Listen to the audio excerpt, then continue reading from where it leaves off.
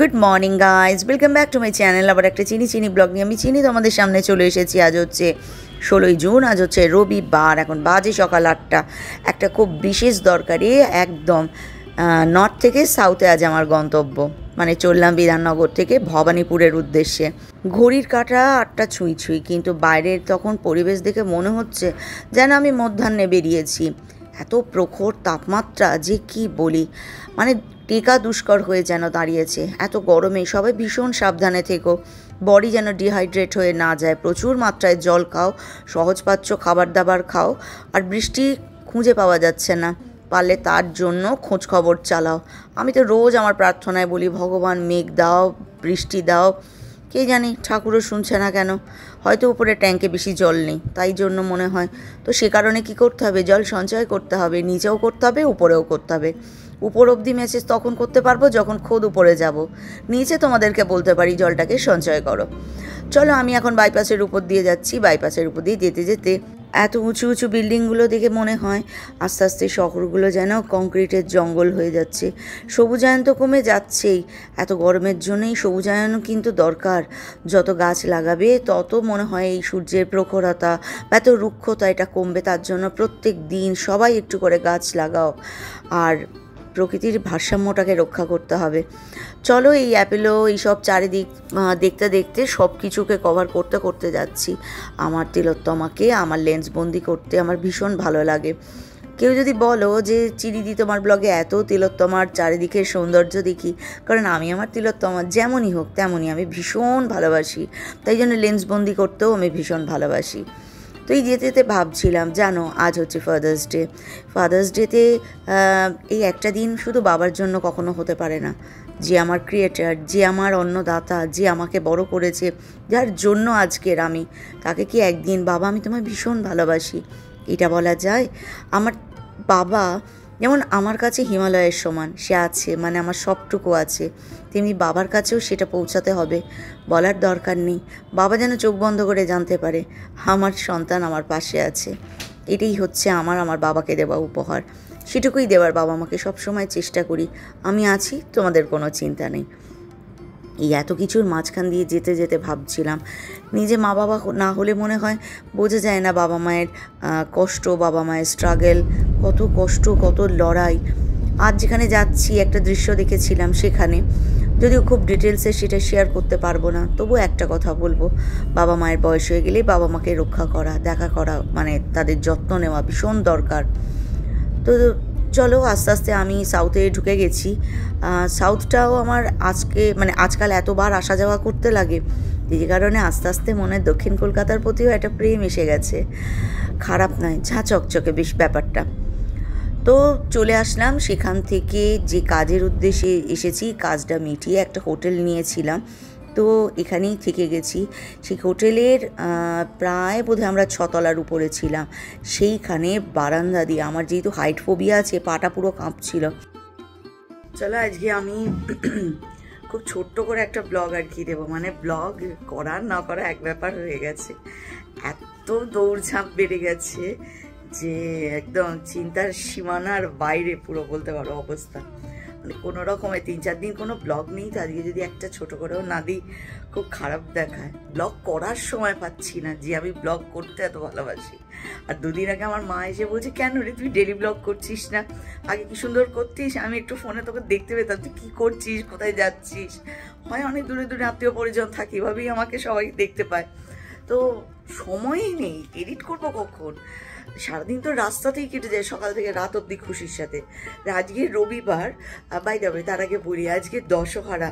তো মা গঙ্গার শ্রীচরণে কোটি কোটি নমন জানাই, সব ভালো থাক, সকলকে মা রক্ষা করুক। আর আমি সবসময় বলি, জানো তো, গঙ্গায় যেন সবসময় অটুট জল থাকে, কখনো যেন আমরা নির্জলা না হই। জলটা বুঝে খরচা করতে হবে, নির্জলা যেন আমরা না থাকি। আর প্রচণ্ড গরম পড়েছে, মানে একদম দুর্বিষহ গরম, এক ফোঁটা কোথাও বৃষ্টি নেই, মানে মানুষ মরে যাওয়া গরম বলতে পারো। প্রচুর পরিমাণে জল খাবে, হালকা সহজপাচ্য খাবার দাবার খাবে, যাতে ডিহাইড্রেশন না হয়। আমি ভীষণ ডিহাইড্রেশনের শিকার হয়ে যাচ্ছি, তো সে কারণে আমার ভীষণ কষ্ট হচ্ছে মাঝে মাঝে। যে তোমাকে তো বেরোতেই হয়, কোনো উপায় তো আমার নেই যে কোনো সাপোর্টিভ কোনো কাজ বুঝতে পারবো। তো আমি আজকে এসেছি ভবানীপুরে একটা খুব গুরুত্বপূর্ণ কাজে এসেছি। তো সেখানে এসে একটা রুম, আমরা একটা হোটেল নিয়েছি। তো এই হোটেলটা ভীষণ ভালো। যারা তোমরা যদি কখনো ভবানীপুরে কোনো কাজে আসো না, আমি ডেসক্রিপশান বক্সে শেয়ার করে দেবো। মানুষগুলো ভীষণ ভালো, খুব সুন্দর আমাদেরকে খাইয়েছে। তারপর হচ্ছে রুমটা ভীষণ ভালো, আর একদম রোডের উপরে, রাস্তা থেকে দেখাচ্ছিলাম। আমি জানতাম না এদিকে কোথাও শঙ্খ মন্দির আছে, দেখবে আমার ব্লগে আমি স্ক্রিনে শেয়ার করলাম। এত সুন্দর লাগছে রাতের আলোয়, বাট এনার্জি লেভেল জিরো একদম, যে আমি গিয়ে একবার দেখে আসবো। যাই হোক, পরে কখনো যদি আসি তোমাদের সাথে শেয়ার করবো। আমি এমন জায়গায় এসেছি যে আমার যে কী ভীষণ ইচ্ছা করছে একবার আমাদের মাননীয়ার বাড়ির ঠিক কাছাকাছি, কলকাতার বাসিন্দা হয়ে আমি কখনো মাননীয়া মুখ্যমন্ত্রীর বাড়ি দেখিনি। আমার ভীষণ ইচ্ছা করে যে একবার দেখি। কালকে হাজব্যান্ডকে বলছিলাম আমরা কাল সকালে ফিরবো, আজ আর রাতে ফিরছি না। তো আমি আমার হাজব্যান্ডকে বলছিলাম, হ্যাঁ গো, ফিরবার সময় একবার দেখা যাবে নাকি মাননীয়ার বাড়ি। জানি না মাননীয়ার বাড়ি দেখা যাবে কি না, দেখতে পাবো কি না। যদি দেখতে যেতে পারি, দূর থেকেও যদি দেখতে যেতে পারি দেখবো। তোমরা হয়তো অনেকেই দেখেছো, আমি সাধারণ নগণ্য মানুষ, তো আমার এখনো দেখার সৌভাগ্য হয়নি, বাট দেখতে ভীষণ ইচ্ছা করে। রাজনীতির আঙ্গিকে না, কোনো বড় মাপের মানুষ বলো, কোনো সেলিব্রিটি দেখতে তো একটু ইচ্ছা করেই, তাই না? সেরকম। তো বাই দ্য ওয়ে, তার থেকেও বড় জিনিস আজকে, সেটা হচ্ছে আজকে ফাদার্স ডে। তো আমি দুপুরবেলা যখন আমার বাবাকে হ্যাপি ফাদার্স ডে বলছি, আমি নিজেও হাসছি। এভাবে কখনো বাবাকে ভালোবাসা জানাইনি, কারণ আমার কাছে বাবা মানে হচ্ছে ভগবান। বাবা না থাকলে তো আর সৃষ্টি হতো না। মা বাবার দুজন যুগলবন্দিতে একটা সংসার হয়, একটা সুন্দর সন্তান মানুষ হয়। কেউ বলতে পারে না আমি একা করেছি, মানে আমি বলতে পারবো না একা আমি 2 মেয়েকে মানুষ করেছি। আমার অক্লান্ত পরিশ্রম আছে, কিন্তু আমার হাজব্যান্ডের যদি সেখানে ফিনান্সিয়াল সাপোর্ট না থাকতো, তো সে যদি দুর্গাপুরে গিয়ে প্রচণ্ড পরিশ্রম না করতো, তাহলে হয়তো আমি 2টো মেয়েকে তো মানুষ করতে পারতাম না। তো বাবার অবদান থাকে। মায়েদের জন্য সবাই চিৎকার করে প্রকাশ করে, আমার মা আমার জন্য এই করেছে, আমার মা ভীষণ ভালো। কিন্তু বাবারা নিঃশব্দে থাকে, কোনো কিছুর প্রত্যাশা না রেখে।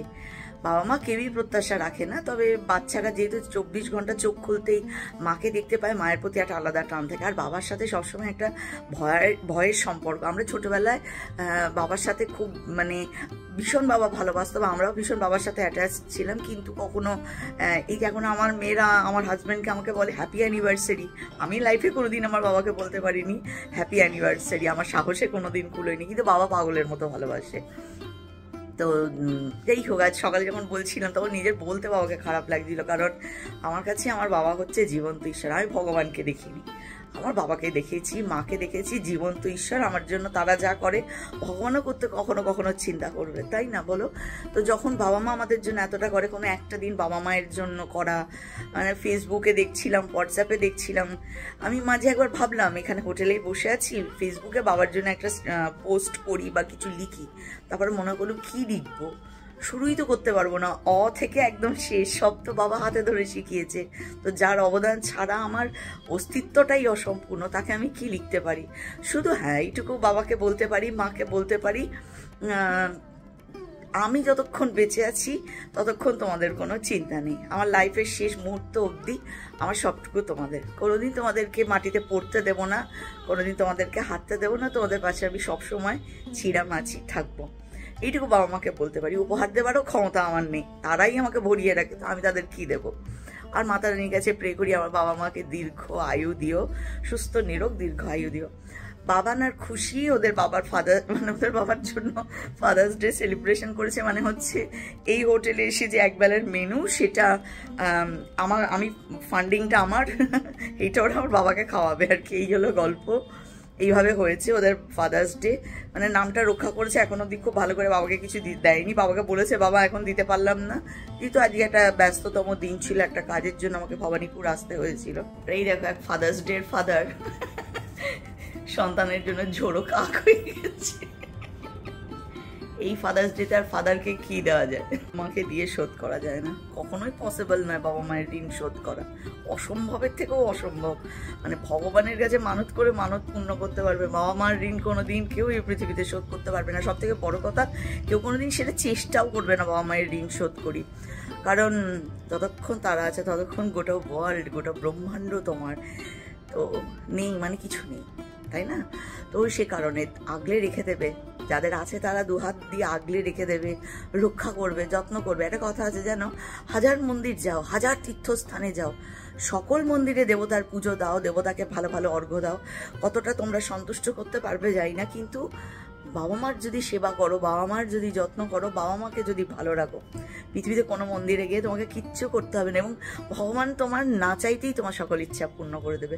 বাবা মায়ের চোখে জল থাকলে কোনো ইচ্ছা পূর্ণ হবে না। এটা আমি ভীষণ বিশ্বাস করি, ভীষণ এটাকে মন থেকে মানি, যে বাবা মাকে খুশি রাখো তো ওপরালাও খুশি থাকে, তোমাকে সব দিয়ে দেবে। কোনো মন্দিরে গিয়ে কোনো মানত করতে হবে না, জীবন্ত ঈশ্বর। বাড়িতে বাবা মা কাঁদবে আর মন্দিরে কি ঈশ্বরের কাছে মোটা টাকার মানত? কোনো ঈশ্বর নেবে না, গ্যারান্টি করবে না। ব্লগটা তো শেষ করব, কিন্তু ব্লগটা ঠাকুরের মানে আমাদের স্বামী বিবেকানন্দের হাত ধরে শেষ করি। একবার স্বামী বিবেকানন্দকে একজন মহিলা সাংবাদিক প্রশ্ন করছেন যে মানে যে মুসলিম ধর্মগ্রন্থ আছে, মুসলিমদের যে একটা ধর্মগ্রন্থ আছে জানেন তো? স্বামীজি বললেন হ্যাঁ কোরআন। বললো খ্রিস্টানদেরও একটা ধর্মগ্রন্থ আছে? স্বামীজি বললেন বাইবেল। বললো হিন্দুদের কি ধর্মগ্রন্থ আছে? তার মানে কি হিন্দু ধর্মটা কোনো ধর্মই নয়? তখন স্বামীজি হেসে প্রশ্নের উত্তর দিয়েছিলেন, আচ্ছা বলুন তো, মানে ফিজিক্স আবিষ্কার কে করেছেন, মানে পদার্থবিদ্যা আবিষ্কার কে করেছেন? উনি বললেন, মহিলা সাংবাদিক বললেন, অনেক বিজ্ঞানী নানা সময় তাদের আবিষ্কার করেছেন এবং করার পরে সেই আবিষ্কারগুলোকে রেখে গেছেন, যা সমৃদ্ধভাবে একসাথে পদার্থবিদ্যার সৃষ্টি করেছে। তখন বললেন রসায়ন, স্বামীজি বললেন রসায়নবিদ্যা। বলে রসায়নবিদ্যাও তাই, বিভিন্ন বিজ্ঞানী তাদের নানা সময় নানা সৃষ্টি করে গেছে, যা একসাথে হয়ে এই বিশাল বড় রসায়নবিদ্যা বা বলতে পারো কেমিস্ট্রির সূচনা হয়েছে। স্বামীজি বললেন সেরকম হিন্দু ধর্ম বিভিন্ন বড় বড় ঋষিমুনিদের পথ প্রদর্শনের প্রতীক। তারা এক একটা ভাবে, এক একটা উপায়ে ধর্মতত্ত্বকে দর্শন করেছেন আর সেটিকে লিপিবদ্ধ করে গেছেন। সেরকম যেমন পদার্থবিদ্যা, রসায়নবিদ্যা অগণিত সৃষ্টির একটা নমুনা মাত্র, তেমনি আমাদের হিন্দু ধর্ম অগণিত বড় বড় ধার্মিক ঋষি মুনিদের সৃষ্ট বলতে পারো, বা তাদের যে তত্ত্ব দর্শন তারই একটা প্রতীক বলতে পারো। সে কারণে মুসলিমদের যদি কোরআন থাকে, খ্রিশ্চানদের যদি বাইবেল থাকে, হিন্দু ধর্মের কোনো একটা বই নেই। হিন্দু ধর্মে এত গ্রন্থ আছে যার উপরে একটা লাইব্রেরি তৈরি হয়ে যাবে, কারণ হিন্দু ধর্ম হলো কোনো একটা ধর্মগ্রন্থের উপর ভিত্তি করে না, এটা হচ্ছে একটা সায়েন্স, যাকে আমরা সনাতন হিন্দু ধর্ম বলি। এই সায়েন্সের উপর একটা সায়েন্স যা আজ বিভিন্ন জায়গায় আবিষ্কার হচ্ছে, তা আমাদের হিন্দু ধর্মের কত পুঁথিতে, বেদে, উপনিষদে কত আগে সেগুলোকে আবিষ্কার করা হয়ে গেছে। আমাদের ঋষিমুনিরা তখন বসে সমস্তটুকু আবিষ্কার করে নিয়েছে। তো আই এম ভেরি প্রাউড, আমি সনাতন হিন্দু ধর্মের মানুষ। তবে সকল ধর্মকে আমি সম্মান করি, কিন্তু মন থেকে আমি সনাতন হিন্দু ধর্মকে ভীষণ রেসপেক্ট করি, কারণ আমি ওই চিন্তাধারাতেই বড় হওয়া, আগে এগিয়ে চলা, যেটা স্বামীজি বলেছেন। সকল ধর্ম যেমনই হোক না কেন, আমার কাছে হিন্দু ধর্ম সেরা, কারণ আমি মনে করি আমার হিন্দু ধর্মের মধ্যে সেই ধারণ শক্তি আছে যে পুরো ব্রহ্মাণ্ডকে ধারণ করতে পারে, তাই না? তো কেমন লাগলো আজকে ব্লগ, কমেন্ট বক্সে কমেন্ট করতে কেউ ভুলবে না কিন্তু। তো সেই জন্য কেমন হলো আজকের ব্লগ কমেন্ট বক্সে কমেন্ট করতে কেউ ভুলবে না। আর ঠাকুরের কথা, ঠাকুরের গল্প, সাথে আমার রোজকার রুটিন, এরকম মিলিজুলি খিচুড়ি মার্কা ব্লগ আবার আসবে হয়তো। কিন্তু তোমাদের যদি কোনো রকম ব্লগ দেখতে, কোনো রকম কথা শুনতে ইচ্ছা করে, কমেন্ট বক্সে তোমরা কমেন্ট করো। আমার এই সীমিত জ্ঞানে যতটুকু সম্ভব হয় তোমাদের সাথে আমি ওতে অবশ্যই শেয়ার করবো। চলো আজকের ব্লগ এখানে শেষ করি। আশা করি তুমি সবাই খুব খুব খুব ভালো আছো, সুস্থ আছো, সাবধানে আছো, আর মুখে একটা চওড়া স্মাইল নিয়ে আছো, যে চিনি তোমাদেরকে দেয়, তোমরা সকলের মাঝখানে ছড়িয়ে দাও। নিজের খেয়াল রাখছো, নিজের বাচ্চাদের খেয়াল রাখছো, নিজের বাবা মায়ের খেয়াল রাখছো, আর নিজের পরিবারের খেয়াল রাখছো। চলো আজকের ব্লগ শেষ করি। তবে শেষ করবার আগে একটা কথা, ভগবানকে কোথাও খুঁজতে যেও না, বাবা মায়ের মধ্যেই তারা বিদ্যমান। বাবা মায়ের সেবা করো, পুরো 33 কোটি দেবতা, পূর্ণ ব্রহ্মাণ্ড তোমাদেরকে কৃপা করবে। কখনো কেউ কারোর বাবা মাকে কাঁদিও না, কষ্ট দিও না। আজকের ব্লগ এখানে শেষ করি।